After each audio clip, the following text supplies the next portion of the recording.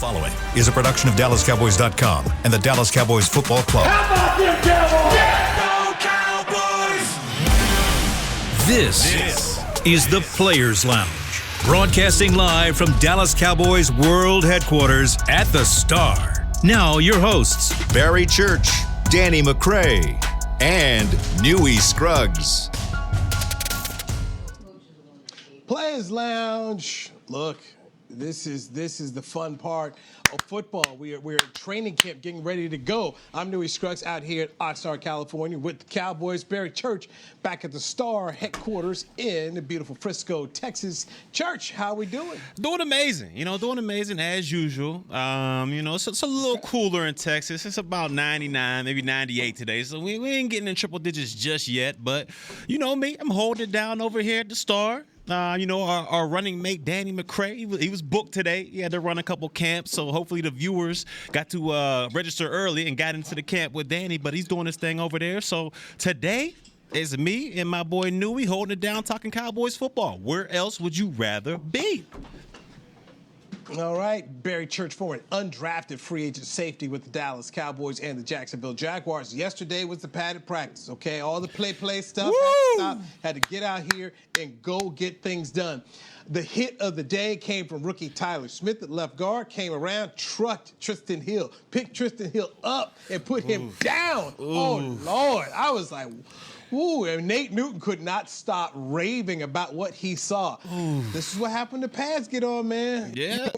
You can't get got. Yeah, we like we always say, man, everybody looks great in shorts and in helmets, but when you get the pads on in the trenches, that's where things really happen. And they were in their pads the other day for the first time all year, and we got to see that aggressive, that just in-your-face dog mentality that we heard from Ty Smith coming into the draft, that he was one of those bruisers, one of those run graders that'll pound you into the dirt. And I'm telling you, Newy, when I saw that clip of young Gator Roll, young enforcer, we call him Tristan Hill.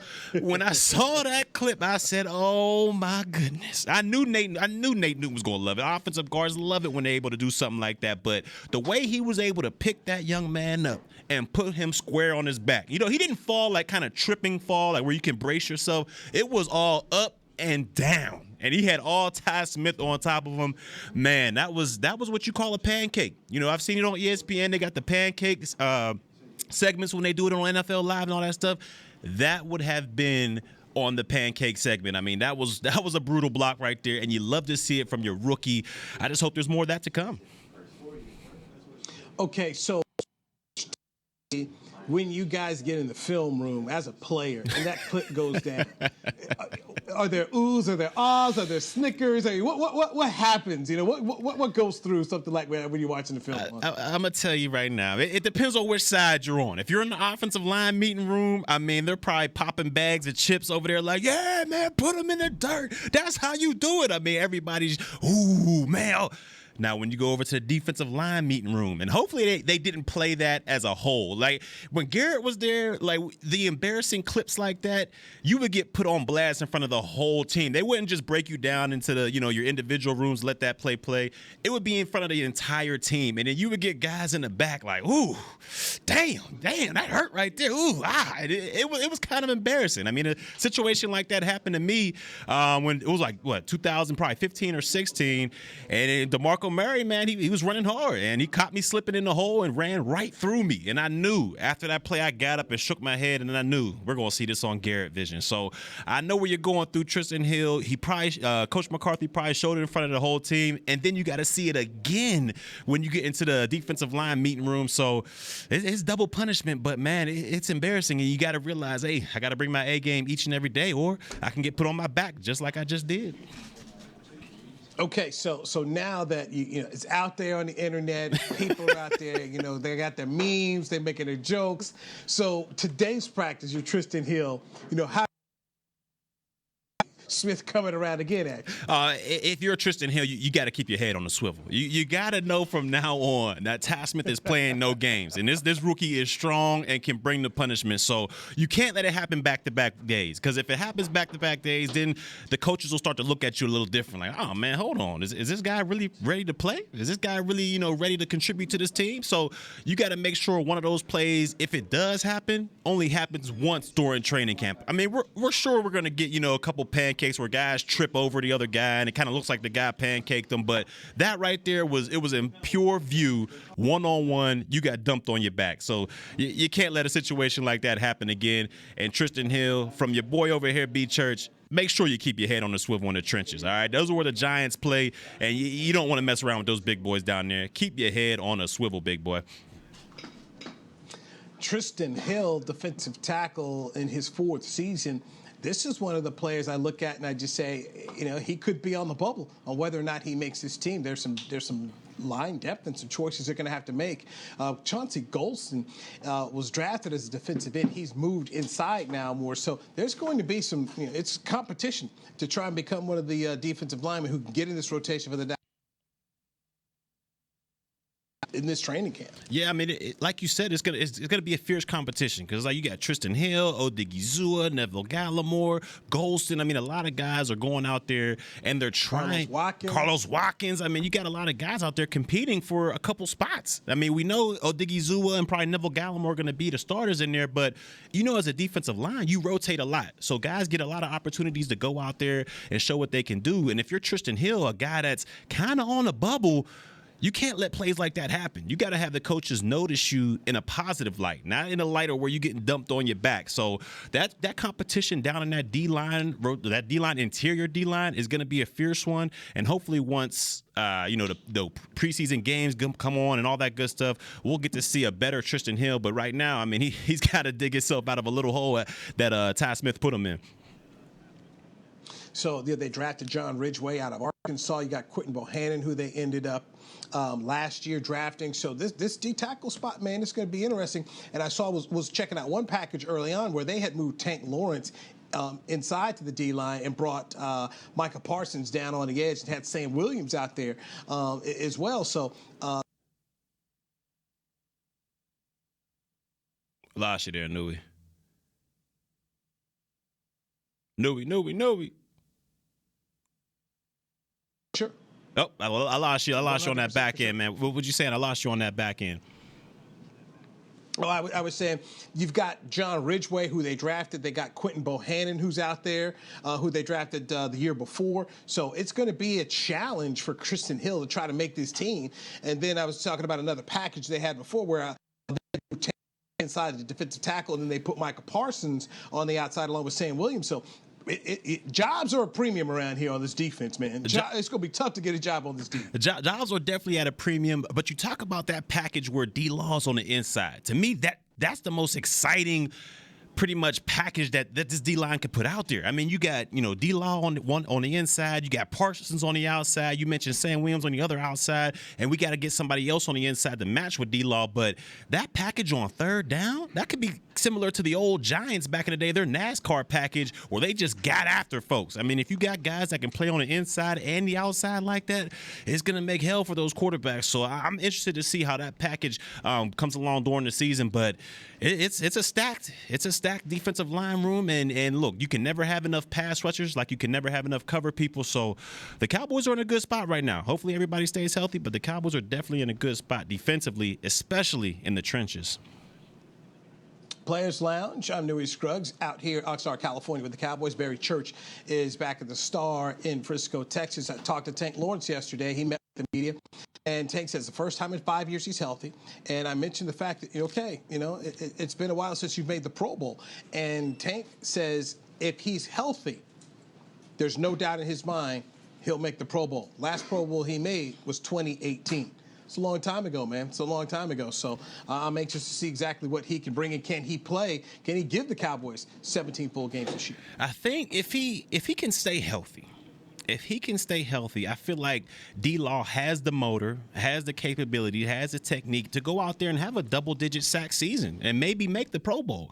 But we need this guy to stay healthy. Like you mentioned, he over the past couple of years, he's had a couple nicks and bruises here, whether it's a back, whether it's a broken foot, whatever the case may be, he's been injured and hasn't been able to be that D-Law that we've seen in the past. So if this guy can stay healthy, he'll have a Micah Parsons on the opposite side of him. He'll have, hopefully, Sam Williams who can produce on the outside of him as well. So all the attention won't be on him. He won't be getting all these double teams and chip blocks and all that good stuff. So hopefully he can take advantage of that and get back to that double-digit sack D-Law that we've seen. I mean, we've seen in the run game where he can be effective, whether it's tackling guys, punching the ball out, getting takeaways and that nature. He can be effective that way. But where he made his bread and butter and where he became a Pro Bowl player and one of the dominant guys on this defense is getting after the quarterback and sacking this guy. If we can get back to that type of D-Law, like I said earlier, the sky's going to be the limit for this D-line and defense overall, because it's going to make the secondary's job a heck of a lot easier. If you got two premier guys off the edge making life hell for the quarterbacks back there, they're going to get rid of the ball extremely quick, and this defensive backfield that we've seen in the past can take advantage of it with Diggs, with Curse, with Brown, all those guys back there. They're ball hawks, and all it takes is a good defensive line to get after it. Hopefully D-Law can get back to that double-digit sack type mentality, and I think he can if he can remain healthy. We had somebody here on the comments say, according to other reports, Tristan Hill's had a good camp. Hey, look, that was before we put on the pads. All right, if you're on the offensive defensive line, everything you did before pads doesn't matter. Okay? It doesn't. Because it's about when they put the pads on. Especially in the trenches. I can see if, you're at a wide receiver or you're a DB, you can see guys covering and all that good stuff, but everybody's slippery with no pads on. When you get that pads on, you get a more surface to put those offensive linemen to put their hands on, and we've seen Ty Smith got them hands, and he put them to Tristan Hill, so hopefully he can get lower and get after the quarterback, Tristan Hill. Stay off your back, man. All right, let's get a break in here. Want to talk about yesterday's camp injury news of James Washington. What do the Cowboys do next? And also a position we're not talking about enough, which matters so much to this football team and across the league. Let's dive into more Players Slams with Newy Scruggs, Barry Church, right here on DallasCowboys.com radio. With Smoothie King's original Angel Food and new Angel Food Slim without added sugar, you no longer have to choose between treating yourself and hitting your goals this summer. You don't have to choose between great taste and feeling great. Because at Smoothie King, every blend is made with whole fruits and no syrups, so you can satisfy your cravings without compromise. The only choice you will need to make is which one is best for you. Try our classic Angel Food or the new Angel Food Slim, blended without added sugar. Smoothie King. Rule the day. Nobody protects you from mayhem like Allstate. I'm a broken traffic light. Stop and go is the name of my game. It's easy. You go, they go. What was it? They go, you go? And if you have the wrong car insurance, these repair costs could stop you in your tracks. So get Allstate's new low auto rate and be better protected from mayhem, like me. Not available in every state, based on coverage and limits selected. Subject to terms, conditions, and availability. In most states, prices vary based on how you buy. Allstate Bar and Casualty Insurance Company and affiliates, Northbrook, Illinois. Attention Cowboys fans looking for the best shave of your life. There's a new official razor of the Dallas Cowboys, Shave Logic. Imagine not having to buy blades as often and getting more smooth shaves than your old razor, guaranteed, or your money back. After more than 10 years of research and over 150 company patents, ShaveLogic is proud to offer Cowboys fans a special offer. For a limited time, visit ShaveLogic.com and get a free $10 gift card with your purchase. Go to ShaveLogic.com now for more smooth shaves guaranteed. The Cowboys way, where 16 Hall of Famers and 5 championships shows us what success looks like. Where turkey is always the second best part of Thanksgiving Day. Where we are all defined by one single thing, the star. Where we as fans know it's our job to keep the tradition going. Bank of America is proud to be the official bank of the Dallas Cowboys and to support the quest of living life the Cowboys way. Copyright 2020, Bank of America Corporation. Back to the Players Lounge.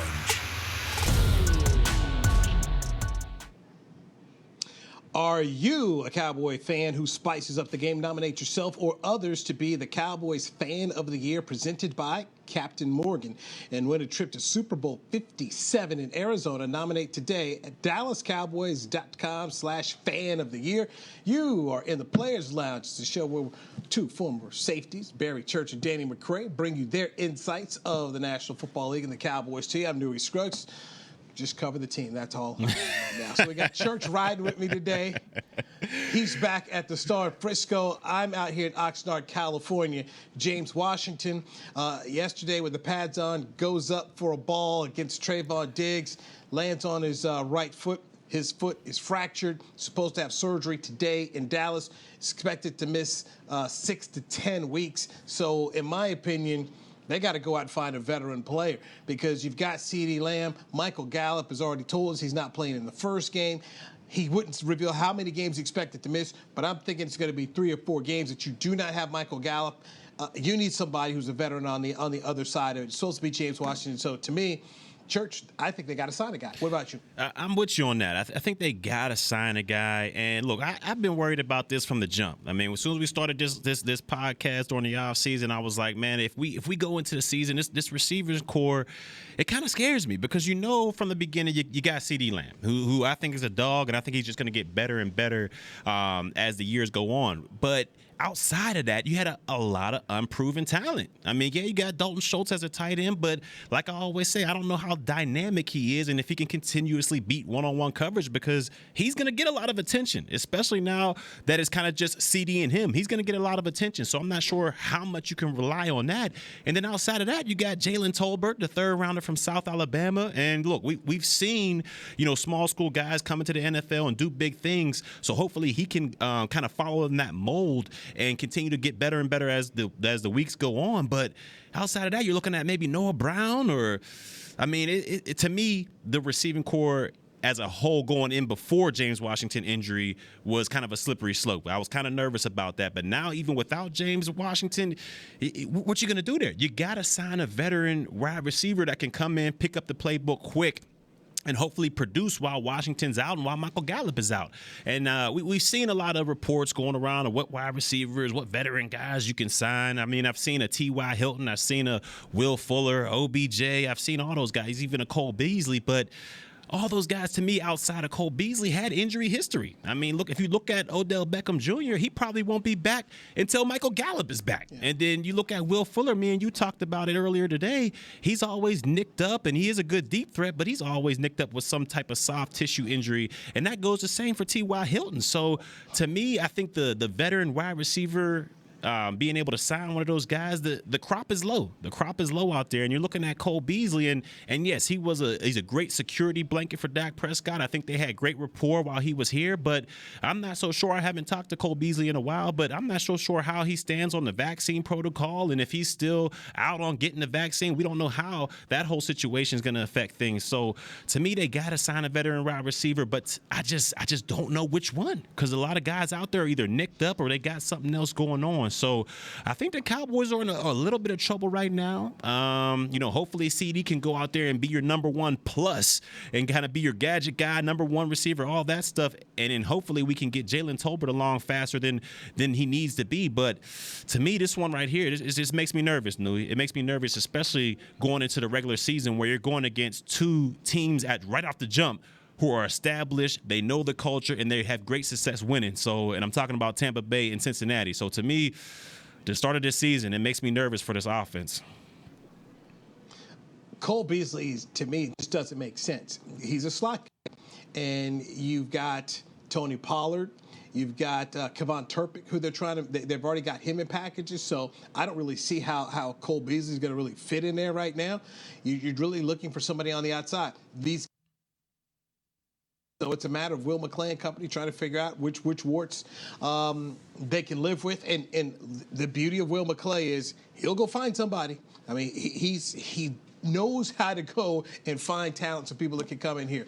So we'll see. Now TJ Vasher's got an excellent opportunity to try and show what he can do. I've seen a little bit here. I'm about so to let's say see some more. I've seen a lot from TJ Vasher, and he seems to be like a bigger outside receiver that can make some plays. I mean, we saw everybody. I think saw the one play that went viral where he went up with one hand over Kelvin Joseph for a touchdown in the back of the end zone. So the guy has some talent.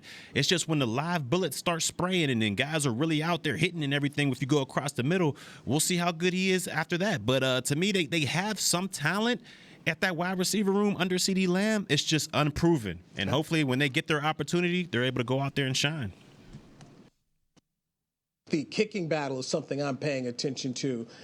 Church, 23% of all games in the NFL are decided by 3 points or less. So basically, a quarter of NFL games are decided by 3 points or less. Last year, the Cowboys were in 5 of those. You know how I felt about Greg Zuerlein, okay? I was not a Greg Zuerlein fan. Old hook 'em left. He cost him the Tampa Bay game, cost him the Raider game, and yeah, he won the Charger game, but I just felt too many times he was just not the guy that I thought that they needed to have out there doing things. So they moved on from him.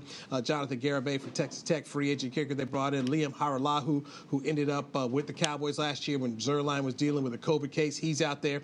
They brought back those mojo moments, but all of a sudden you hear the NBC Sunday music play, and then they go out there, they call dynamic play. So they ended up running the kickers out there. So we saw some misses, bro. Right now, leading Haralahu.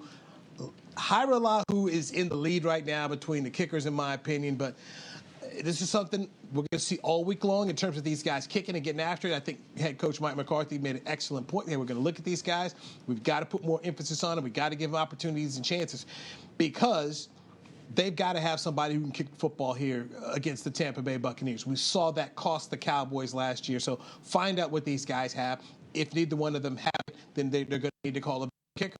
To me, kicking situation not talking enough about. Yeah, and I'm with you on that because like you said, last year we had old hook'em left Zuerlein, Greg Zuerlein, and like you said, he won one game, but there was too many games out there where points were left on the board. And I'm not talking about, maybe a 30 or a 60-yard or a 70-yard bomb he was missing. He was missing stuff that was supposed to be in his wheelhouse, the 30 to the 50-yard range. He missed a couple of those out there, and it kind of left his team just kind of down in the dumps because if you got a kicker that you can rely on. And fortunately, I was able to play with a bunch of kickers that I could rely on, especially Dan Bailey. He was extra consistent where you knew if you got that ball within the 30-yard line or the 40-yard line, 9 times out of 10, he was going to get you points if all else failed. So this Cowboys team, they've got to find a consistent kicker. And hopefully, as camp goes on, Mike McCarthy uses these mojo moments in every single practice, whether it's, 10 seconds left, we got a run the field goal team on there, and hopefully drill a kick to win the game. He needs to be practicing that each and every time they go out there on the practice field because these kickers, they do a lot of stuff on the side where, let's work on our practice, let's work on our aim and our swinging motion. But I feel as though, and I've never been a kicker, but I feel as though those situations are a lot different than going in there in a pressure-packed situation, games on the line. You got a rush coming at you, guys jumping left and right in your face, and you see all these guys in your peripheral.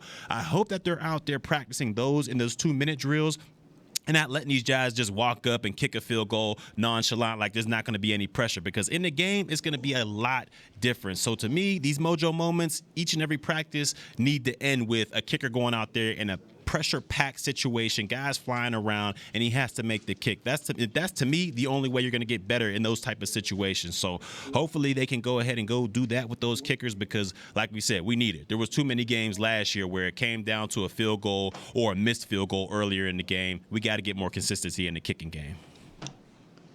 I had a great conversation with Christy Scales, who's a sideline reporter for the Dallas Cowboys radio network. And you're not going to find anybody in the business better than her. Without a doubt. Who's so thorough. And she was running me through her kicking statistics list. And so she was going year by year how many games were decided by field goals. And they're all in the 20+% range, sometimes 23%, sometimes 4%.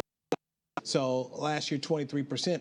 And like I said, 5 of the Cowboy games, 5 of the 17 games, came down to a field goal or less, and 2 of those games ended up being overtime contests. So you got to make sure you get this thing done here. So Jim Fossil, Mike McCarthy, I'm counting on these guys to figure out really quick whether Garibay or Hiralahu can be the Cowboys kicker. And if not, go out here, bring someone in, but you cannot start the season off again against the Tampa Bay Buccaneers and lose in the kicking game. I mean, you just can't do it, man. You can't. And so many times when you start thinking about the Cowboys, and a lot was made about their record outside of the NFC East, that means you need those field goals. Oh, You're going to need those field goals against Tampa Bay. You're going to need them against Cincinnati. You're going to need them when you go down to Tennessee to play. So that for me is one area we're not talking about enough, but I'm definitely focused on it now that they've got the pads on and they're putting them in the situations to see exactly where they're at. Hey, let's get one more break in here. I thought ESPN was really unfair toward Mike McCarthy the past couple of days. One analyst over there even saying that Mike McCarthy was not the right guy for the job because of something he said at the press conference. So next right here on the Players Lounge, Barry Church, Newy Scruggs, Danny McCray with the day off. This is DallasCowboys.com radio. It's Smoothie King's original angel food and new angel food slim without added sugar. You no longer have to choose between treating yourself and hitting your goals this summer. You don't have to choose between great taste and feeling great. Because at Smoothie King, every blend is made with whole fruits and no syrups, so you can satisfy your cravings without compromise. The only choice you will need to make is which one is best for you. Try our classic angel food or the new angel food slim, blended without added sugar. Smoothie King, rule the day. Attention Cowboys fans looking for the best shave of your life. There's a new official razor of the Dallas Cowboys, Shave Logic. Imagine not having to buy blades as often and getting more smooth shaves than your old razor, guaranteed or your money back. After more than 10 years of research and over 150 company patents, Shave Logic is proud to offer Cowboys fans a special offer. For a limited time, visit shavelogic.com and get a free $10 gift card with your purchase. Go to shavelogic.com now for more smooth shaves guaranteed. Nobody protects you from mayhem like Allstate. I'm a broken traffic light. Stop and go is the name of my game. It's easy. You go, they go. What was it? They go, you go? And if you have the wrong car insurance, these repair costs could stop you in your tracks. So get Allstate's new low auto rate and be better protected from mayhem, like me. Not available in every state based on coverage and limits selected. Subject to terms, conditions, and availability. In most states, prices vary based on how you buy. Allstate Bar and Casualty Insurance Company and affiliates, Northbrook, Illinois. We paid how much for those lessons? Shh, she's doing great. Oh yeah, totally. Can you pass me a Pepsi Zero Sugar? Great job, honey! Oh, look at that. That's not the end. No way. Now it's time for the encore. You know what? You're right. 5 times? Not enough times. For everyone who traded in rock concerts for their kids' recitals, you've compromised enough. Pepsi Zero Sugar. That's what I like. Back to the Players Lounge.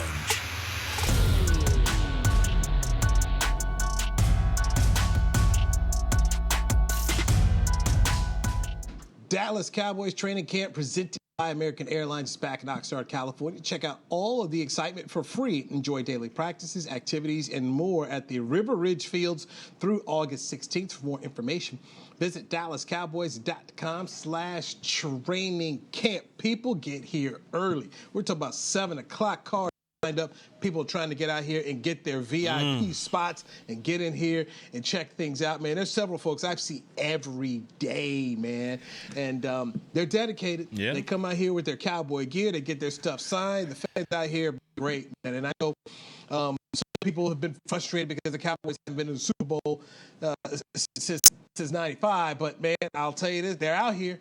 Okay, they may be frustrated, but they're here. I'm telling you, that camp. They're spending that money, man. Heck yeah, they spending that money. I mean, look, the camp out in Oxnard is one of the best camps there is in the NFL, if not the best. I mean, the fans got a whole bunch of stuff to do outside of watching the football. You can go, there's like little festivals on the side. I mean, they got a lot of stuff to do out there. And then you watching the America's team out there in Oxnard, California with great weather. I mean, to me, it's the best training camp there is in the National Football League. And luckily, I was able to experience it for 7 years. Man, it was a great time. Church broke up a little bit there on my end. But let me ask you this, because I'm always interested in how went other places. So can you compare what training camp was here with the Cowboys to when you went down to Jacksonville? Didn't you guys practice like right next to? Yeah, and that's the thing, man. See, like in Jacksonville, you never really got out and just like got to. I mean, you were right there where you play your games at. So training camp, I mean, it wasn't really a great experience. It was kind of a grind out there in Jacksonville. I mean, you went out to practice in the morning, meetings in the stadium, then you went and stayed in a hotel room. I mean, it wasn't the greatest of all experiences. But when you're here in Oxnard, California, in a Dallas Cowboys camp, you kind of have your own dorm, which is kind of like a separate, entity of its own. And you come outside, you walk into your meetings, you get to walk from meetings to the field. I mean, you're outside a lot, so you get to enjoy things. There's pools over there. The ocean is right down the way. There's golf courses. I mean, so to me, especially and the weather in its own is better than it was down in Florida. But to me, just the experience of Oxnard, you get to fully get away with your team because all you have is your team right there in Oxnard, California, and you just get to do a bunch of stuff and kind of team building type scenarios. So to me, that camp out in Oxnard, there's nothing like it in the National Football League. And Jerry Jones, he knows what he's doing out there. And those guys, they appreciate being out there in that good weather, having that team building, that camaraderie. And hopefully it pays dividends for this Cowboys team coming this season.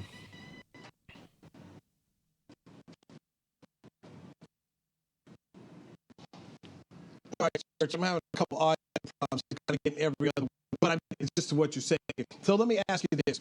In your opinion, and I'm going to just throw this out here, I thought Ryan Clark was wrong when he said that he thought Mike McCarthy was the wrong man for the job, and he's saying that Mike McCarthy came out initially at the press conference and was talking about his job status. And Mike Tannenbaum of ESPN, former general manager, also went after McCarthy to say, he's talking too much about his job. Jerry Jones brought up Mike McCarthy's job status, and then the media asked Mike McCarthy about it. He answered in a direct fashion and saying, hey, it gets tiring to talk about it, hearing about it. He was honest, but I did not feel Mike McCarthy was being petty. I didn't think Mike McCarthy was out here being vindictive. I didn't think Mike McCarthy was bad. So far, he's handled everything I felt well. He's the loosest I've seen him out here. In your opinion, how do you think Mike McCarthy's been so far when he's met with the media and talked about things? I think he's handling it great. To be honest with you, like you said, I mean, the man was asked a question and he was able to answer that question honestly. I mean, I don't know what people want him to do out there. I mean, like you said, you got people from all over directions leaning over his shoulder saying, Sean Payton's going to be the next coach, or Dan Quinn, the guy that's on your staff, might be the head coach of next year. So there's a lot of pressure on him to get the job done. But I feel like he's doing a phenomenal job, keeping everything cool, calm, and relaxed, and focusing on this year and what he needs to do with this Cowboys team to get them further along in the playoffs. I mean, we all saw what Jerry said. He wants this team to be valuable in the playoffs, variable in the playoffs, and make a long, deep run. And Mike McCarthy knows he's under a little bit of pressure, but in order to get that job done, you can't stress yourself out of what these people think or what that people think about you. You just got to go out there and get the job done. And I feel like he's done a great job so far in this camp of focusing on that and focusing on his players and his team and getting the best out of each and every individual out there. So hopefully he can continue to do that and get this team to the next level. He knows there's a lot of pressure on him, but I think he's doing a great job of just compartmentalizing it and getting it done on the football field and letting everything else kind of situate itself out.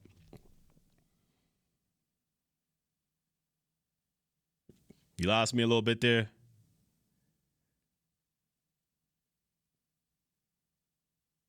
Do we still have Newy? Not sure if we still have Newy or not. Oh, there you go. Yeah, I'm here with you. So, practice is about to get rolling. I'm going to get out here. I want to see exactly if my man Tristan Hill can make up for some things and see what else I see out here and get that rolling here. So, Church, good stuff, man. We'll have Danny McCray rolling as we present other players later on this week for Oxnard, California. So, for Barry Church, I'm Newy Scruggs. We'll catch you next time right here on Dallas Radio. This has been a production of DallasCowboys.com and the Dallas Cowboys Football Club. How about this, Cowboys?